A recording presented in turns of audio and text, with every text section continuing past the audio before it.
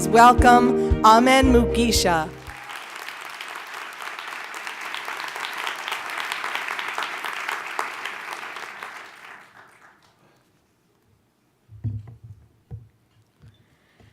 No one can understand how joyful I am to be standing here, and mostly today I'm so grateful for Shirley. I believe that most of us have had people who pull us, trust us, and even in places we never thought we could be. To me, that is Shirley. The first time I met Shirley was when she came to my high school in Rwanda. That day, she did the most remarkable action I've ever seen. She shook hands with each girl with a sincere smile. In that moment, I knew that she saw something special in us, like she truly wanted to be with us, to know us, to teach us, and to even learn from us. Imagine if there was a lady at the entrance of the door today, willing to shake hands with each and every person that enters in this room. That would be Shirley, and that kind of handshake holds your attention.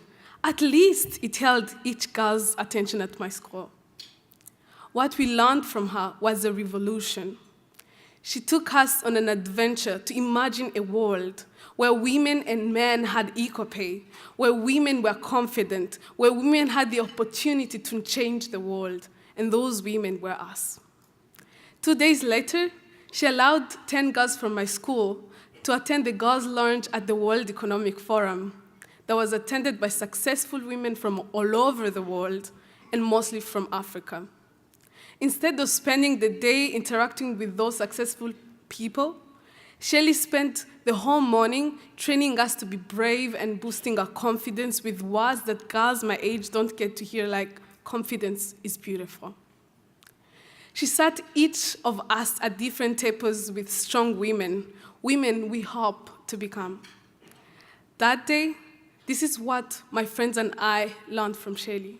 Aim high and take someone with you. From the day we met Shirley, there was a dramatic shift in conversations with my friends at school. We had loud debates of women's rights and human rights, and we even included boys in these conversations. I usually say that dreams are fueled by inspiration.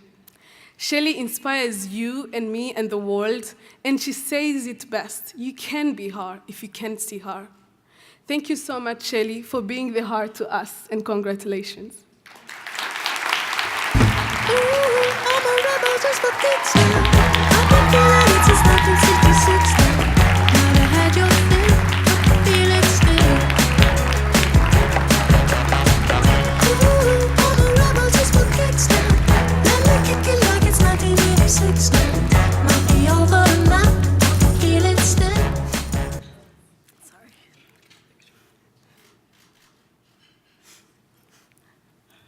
Amen flew here from Rwanda. She's never been on a plane before.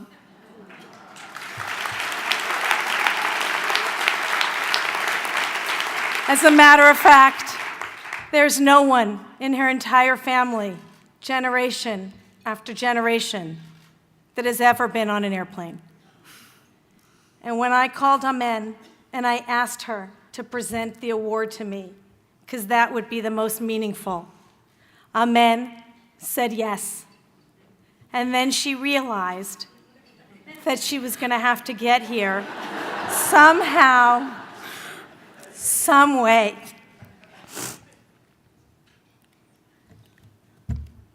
So I will not read from the teleprompter. I wrote something as I was sitting there listening to you. It was a moment in my life that changed my life forever. I walked in a room of 500 girls from Sunrise High School, and we talked about the importance of using your voice and that it starts with confidence. And I invited, as Amen said, 10 girls to the World Economic Forum in Rwanda. 250 world leaders, female leaders. And I sat each girl at a different table to be the host. Women that did not even know They had a voice for change. And a little girl, 14 years old, her name was Esther, she got up and she said to the ladies, "Ladies, where did your confidence come from?" Throughout the day, the women said, "Esther, let me tell you. Esther, let me tell you." And then closing the entire day at the World Economic Forum, Amen, 18 years old at the time, rose up. We say rise up, experience that moment of rise up. Amen rose up, and she turned to a room full of badass, brave, powerful women, and she said, "Ladies, let me tell you, you have changed my life forever. You have taught me that my voice is as important as the boys, and that it is my responsibility to give back with generosity." That was a moment, amen, that I realized I was no longer the teacher. I was the student.